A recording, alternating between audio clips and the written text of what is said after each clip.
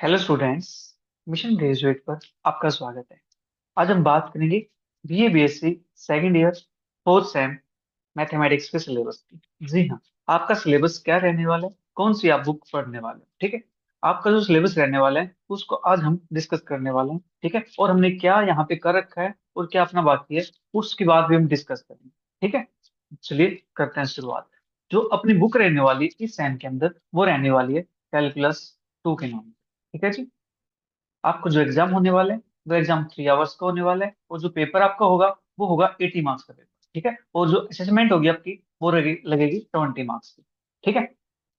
अब जो आपका सिलेबस है वो 4 यूनिट के अंदर डिवाइडेड है, ठीक है। फर्स्ट यूनिट के अंदर आपका क्या रहने वाला है, सेकंड के अंदर क्या, इन सब की बात हम करने वाले हैं, ठीक है। तो आपकी फर्स्ट यूनिट रहेगी, उसके अंदर आप पढ़ने वाले हो concavity, convexity, point of inflection, multiple points, double points and its types for curves in a plane, tangent at origin, asymptotes and its types, method for finding asymptotes of rational algebraic curve, special method for finding oblique asymptote of rational algebraic curves, intersection of curves and its asymptotes। आपकी first unit के अंदर ये syllabus रहने वाला है, ठीक है। फिर सेकंड यूनिट के अंदर बात करते हैं। जो सेकंड यूनिट होगी आपकी उसके अंदर introduction to the polar coordinate system, ठीक है। Tracing of curves represented by equation in cartesian coordinate, polar coordinates and in parametric form, ठीक है। ये आपका सिलेबस रहने वाला है। Curvature and radius of curvature at a point of curves in cartesian and polar coordinate including parametric form as well as curves represented by equation F of X Y is equal to 0 implicitly, ठीक है। Unit 2 के अंदर आपका ये topic cover होने वाला है, ठीक है। अब बात करते हैं यूनिट 3 के अंदर। यूनिट 3 के अंदर हमारा जो टॉपिक रहेगा वो रहेगा इंटीग्रल कैलकुलस, ठीक है। इसके अंदर integration of hyperbolic and inverse hyperbolic functions, इनका हम इंटीग्रेशन करना सीखेंगे।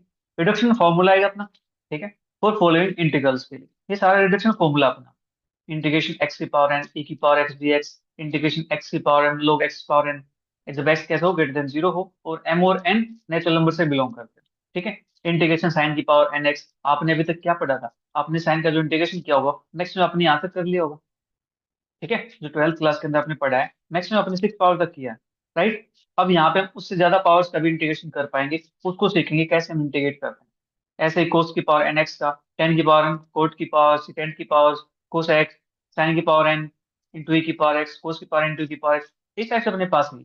ये सारा अपने पास रिडक्शन फॉर्मूला के अंदर आता है, ठीक है। ये हम पढ़ने वाले हैं यूनिट 3 के अंदर। अब बात करते हैं यूनिट 4 के अंदर। यूनिट 4 के अंदर अपना जो सिलेबस रहने वाला है, अब यूनिट 3 के अंदर ये टॉपिक भी रहेंगे, ठीक है। ये सारा सारा अपने पास किसके अंदर है, प्रिडिक्शन फॉर्मूला के अंदर, राइट। इन सभी को हम अच्छे से पढ़ने वाले हैं। फिर यूनिट 4 के अंदर आपका आता है न्यूमेरिकल इंटीग्रेशन। ये न्यूमेरिकल मेथड होते हैं अपने पास, ठीक है, ठीक है। अपने पास है trapezoidal, Rhames and Simpson rules, ठीक है। एप्लीकेशन ऑफ डेफिनेट इंटीग्रल की एप्लीकेशन पढ़ने वाले हैं, जैसे summation of series, quadrature, rectification, volumes and surfaces of solid of revolution, ठीक है। कार्टेशियन कोऑर्डिनेट सिस्टम, ये आपका यूनिट 4 के अंदर सिलेबस रहने वाला है, ठीक है।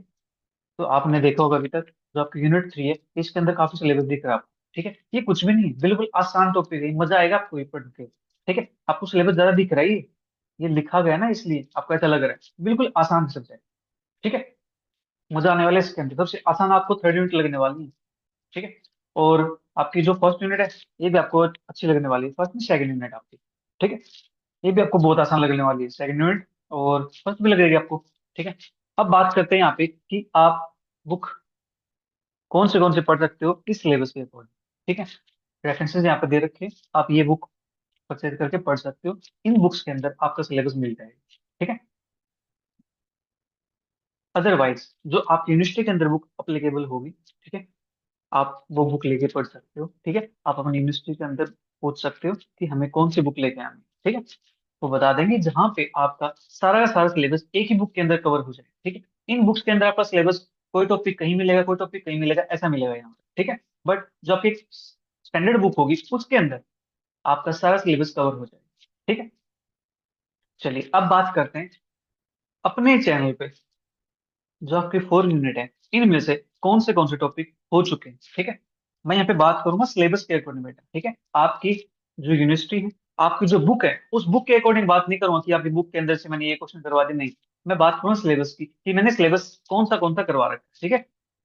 कौन सा टॉपिक अपना कवर हो चुका है, ठीक है, मैं उसकी बात करूंगा। आप उसको पढ़ करके अपना सिलेबस कवर कर सकते हो, ठीक है, अपने टॉपिक को कवर कर सकते हो, आपको इजीली समझ में आ जाए, ठीक है, डोंट वरी। देखो, जो फर्स्ट यूनिट है इसके अंदर हमने कर रखा है एसिम्प्टोट्स अपने पास। एसिम्प्टोट्स ये था, ठीक है, asymptote and its types, method of finding asymptotes, operational algebraic curves, ठीक है। यहाँ से देखता हूँ ये हाईलाइट होता है यहाँ से, ये रहा अपने पास, ठीक है। asymptotes, method for finding asymptote, operational algebraic curves, special method for finding oblique asymptotes, ठीक है, of rational algebraic curves, intersection of a curve and its asymptote। ये सिलेबस फर्स्ट यूनिट के अंदर से हमने अपने चैनल पे अपलोड कर रखा है, ठीक है। आप सर्च करोगे asymptotes, ठीक है, और पीछे लिख देना मिशन ग्रेजुएट, आपको प्लेलिस्ट मिल जाएगी, ठीक है। उसके अंदर आप कई सारा सिलेबस कवर हो चुका है, ठीक है। आप वहां से ये सिलेबस अपना कवर कर सकते हैं, ठीक है। अब बात करते हैं यूनिट सेकंड के अंदर। यूनिट सेकंड के अंदर यहाँ से, नहीं, यूनिट सेकंड के अंदर हमने कुछ नहीं कर रखा है, ठीक है।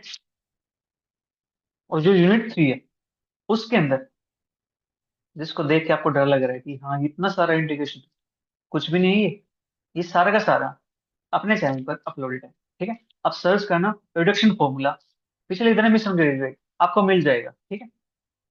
ये अपना कैलकुलस के अंदर मिलेगा वहां पे, ठीक है। डिफरेंशियल एंड इंटीग्रल कैलकुलस की बुक अपनी, उसके अंदर मिलता है सिलेबस, ठीक है।